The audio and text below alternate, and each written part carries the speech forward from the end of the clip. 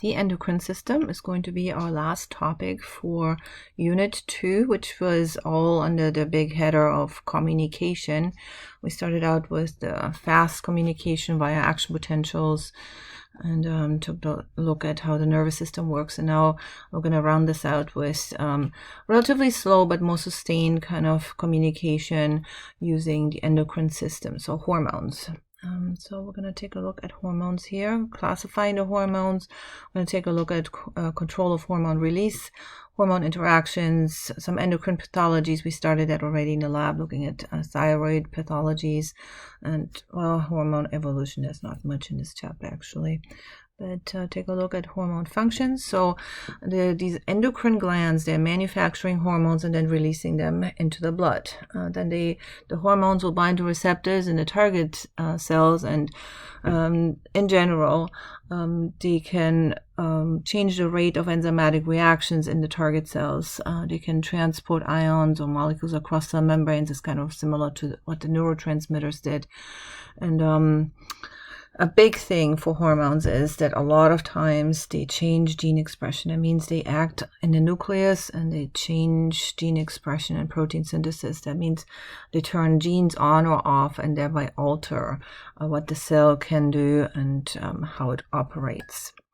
So in your textbook, you're finding this little artifact here. This some really old thing, and it looks a little weird. It looks like somebody that has, I don't know, these buttons, they look like Cheerios, but anyway, that's not the point of this artifact. It's apparently shows a female, and take a look at this in the neck region. So this seems to be a goiter, and apparently there was a very common kind of medical condition that people had goiters.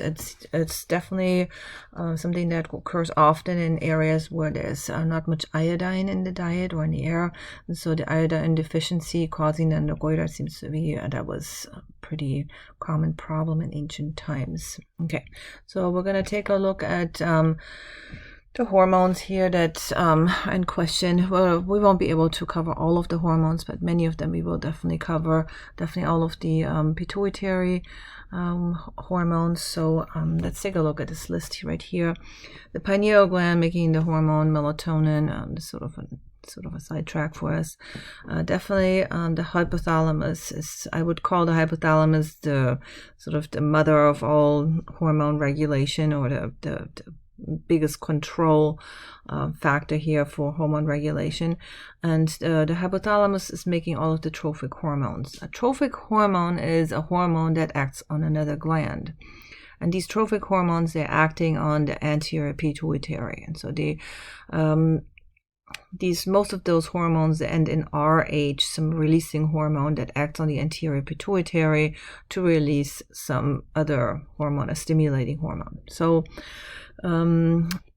let's take a look at the pituitary. Now, the posterior pituitary is basically an extension of the hypothalamus. So in the posterior pituitary, you have two hormones. They were made by the hypothalamus and are being stored in the posterior pituitary, and that would be oxytocin and vasopressin. The more modern name for vasopressin is ADH, or antidiuretic hormone. So these two hormones, again, they were made in the hypothalamus and are stored in the posterior pituitary, and we're going to talk about how they're being released later. Now, the anterior pituitary. So all of these hormones in the anterior pituitary, unfortunately, you're going to have to know these. And so it's a little bit of memorization in this chapter, but the anterior pituitary hormones are must-knows. So the hypothalamus is releasing hormones that are acting on the anterior pituitary. And what do we have here?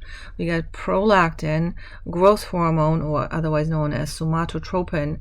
And then we have corticotropin, or adrenocorticotropic hormone, ACTH.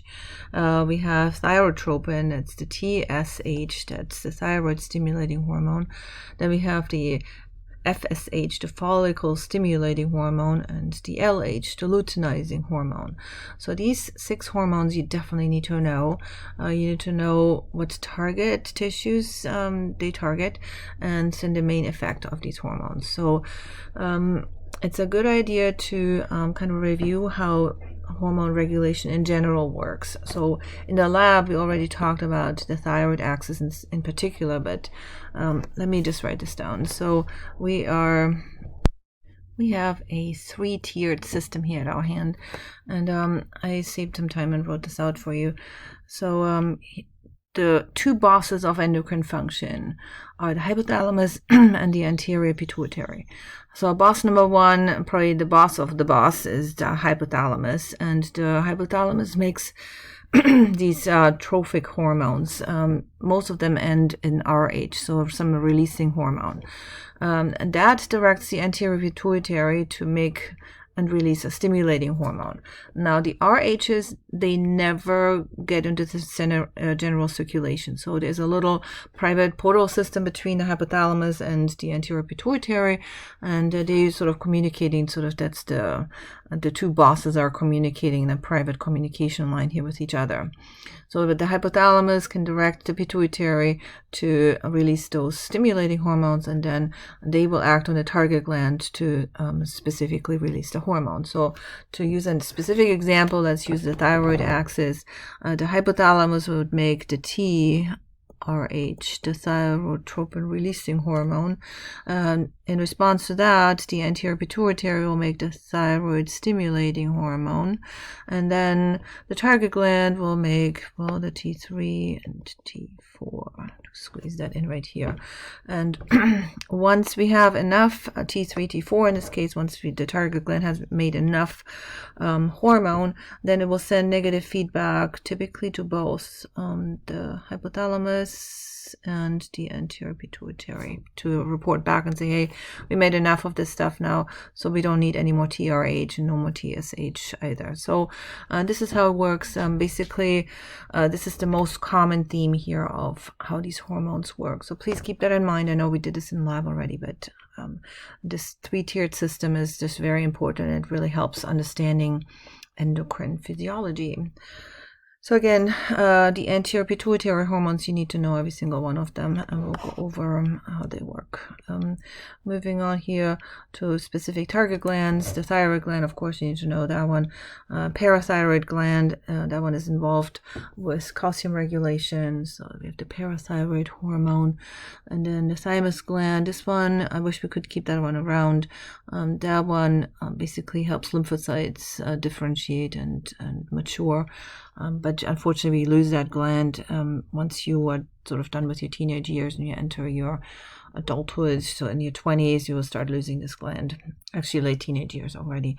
The heart, believe it or not, also makes hormones. It's not a real strong hormone, but it's the atrial natriuretic peptide.